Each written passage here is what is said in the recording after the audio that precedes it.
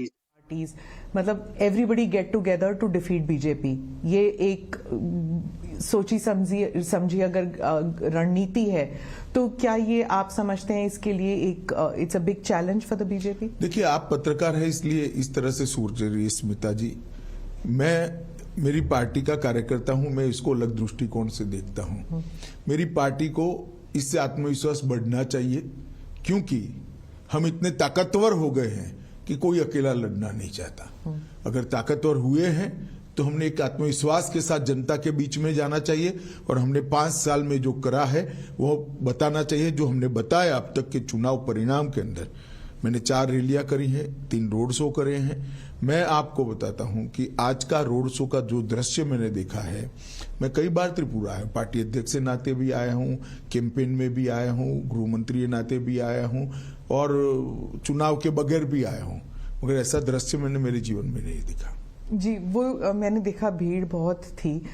लेकिन जो त्रिपुरा के जो लोग हैं वो अक्सर कहते हैं कि जो लोगों की जो सोच है वो सेंटर लेफ्ट है ज्यादातर। लेकिन पिछले इलेक्शन में आपने चलो पलटाई का जो नारा दिया था, उसके बाद क्या आपको लगता है कि विश्वास अभी भी लोगों का आपकी पार्टी पर है?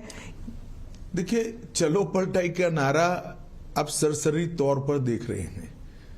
हमने सरकार बदलने के लिए चलो पलटाई नहीं कहा था, मुख्यमंत्री बदलने के लिए चलो पलटाई नहीं कहा था, या पार्टी इन पावर बदलने के लिए चलो पलटाई नहीं किया। हमने चलो पलटाई का नारा त्रिपुरा की स्थिति बदलने के लिए किया था।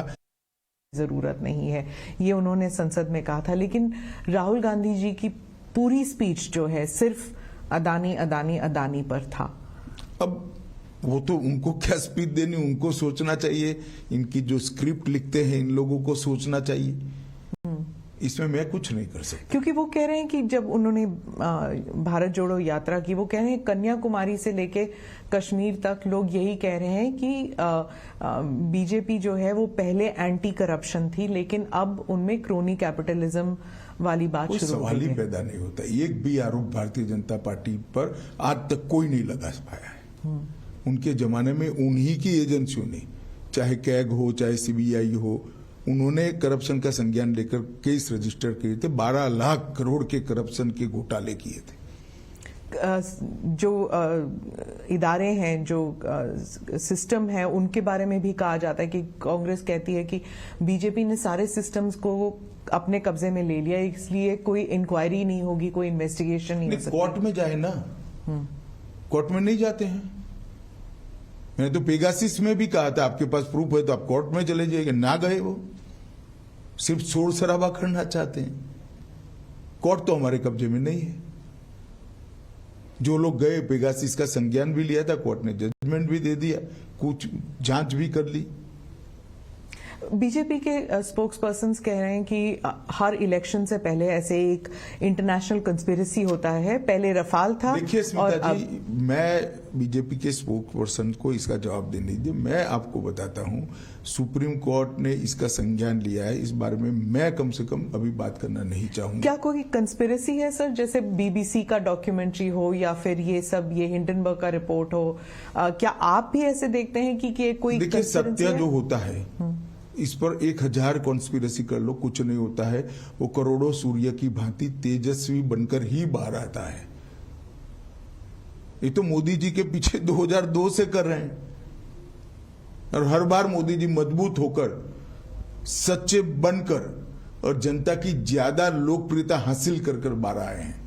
जी, उन्होंने, प्रधानमंत्री ने स्पीच में भी यही कहा था कि कीचड़ जो है, कमल जो है कीचड़ में ही उगता है, तो जितना मर्जी कीचड़ उन पर फेंका जाए, पार्टी और वो उभर कर आएंगे।